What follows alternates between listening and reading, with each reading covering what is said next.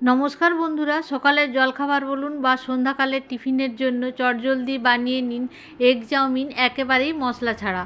আর এতে দিয়েছি তেলটা ভালো মতো গরম হওয়ার পর পেঁয়াজ, গাজর এরকম লম্বা লম্বা কুচিয়ে নিয়ে তারপর টমেটো, কাঁচা লঙ্কা দিয়ে ভালোভাবে ভেজে নিয়েছি। আগের থেকে নিউট্রেলাগুলো ভিজিয়ে রেখেছিলাম, নিউট্রেলাগুলো জল নিংড়ে নিয়ে দিয়ে দিলাম।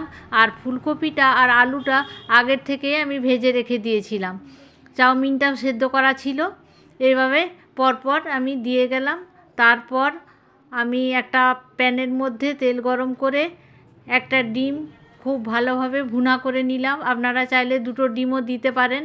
আমার তাড়াতাড়ি ছিল তাই একটা ডিমই দিয়ে দিয়েছি। এখানে ডিমটা ভালো মতো করে ভাজা হয়ে যাওয়ার পর আমি চাউমিনটার সঙ্গে মিশিয়ে দিয়ে আর পরিমাণ মতো সস আর নুন, লঙ্কা গুঁড়ো দিয়ে খুব ভালোভাবে নেড়েচেড়ে নিয়ে নামিয়ে নিয়ে। এরকম ঠান্ডায় এরকম টিফিন খেতে কার না ভালো লাগে? কেমন লাগলো কমেন্টে জানাবেন।